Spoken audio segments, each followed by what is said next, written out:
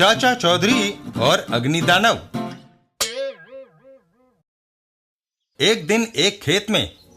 ओहो, मैंने तो खेत में आलू बोए थे, फिर वह हाथ कैसे उगाया? हाथ के साथ साथ एक भयंकर दानव बाहर निकलता है। पुराने किस्सों में सुना था कि पाताल लोक से दानव प्रकट होते हैं। यह वही लगता है, वह मेरी तरफ आ रहा है। वह आदमी हाथ में पत्थर उठाकर उस दानव की ओर निशाना लेता है। उसकी जीभ आग उगल रही है। उसकी नीयत मुझे अच्छी नहीं लगती। मुझे अपनी रक्षा करनी चाहिए। वह पत्थर को उसकी ओर दे मारता है। यह पत्थर उसकी खोपड़ी तोड़ देगा। पत्थर सीधा जाकर दानव के सिर पर लगता है और वह उस आदमी के पीछे दौड़ता है। वह मेरे पीछे आ रहा है, भागो। भागकर वह आदमी एक घर में घुस जाता है। शुक्र है घर का दरवाजा खुला है। घर के अंदर तुम ऐसे घबराए हुए हो जैसे कोई भूत देखा हो। वही बाहर खड़ा है दमयंती। दानव आग की लपटें घर की ओर फेंकता है और घर जल उठता है। ओह, उस जानवर ने घर में आग लगा दी। उसका जिंदा रहना खतरे से खाली नहीं। पुलिसमैन उस पर फायर कर देता है, लेकिन उस पर गोलियों का असर नहीं हो रहा। दानव एक बार फिर आग उगलता है।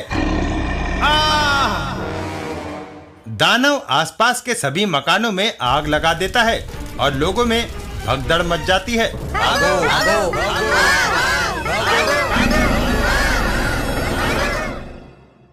टीवी पर समाचार आता है। पाताल से एक अजीबोगरीब अग्नि दानव प्रकट हुआ है।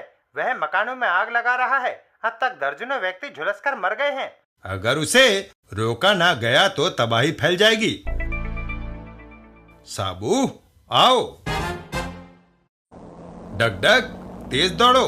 जितनी देर होगी उतना ज्यादा नुकसान उस दानव के हाथों से हो चुका होगा। अचानक रॉकेट ट्रक से नीचे कूद पड़ता है। साबू, रॉकेट के पीछे जाओ। रॉकेट दानव पर भौंकता है।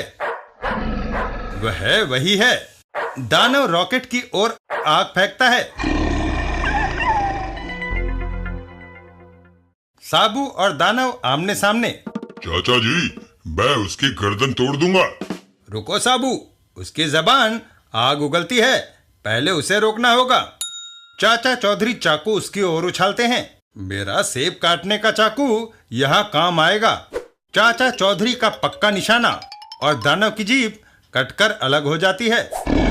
वह निशाने पर लगा। दानव का साबू पर वार। ओह! साबू अपनी सारी स्नायु शक्ति को इकट्ठी करता है और आहा, मैं उसे उठाने में कामयाब हो गया। साबू, इस जीव को वापस जमीन के नीचे पाताल लोक में भेज दो। साबू उसे उसी गड्ढे में पटक देता है। जाओ। साबू।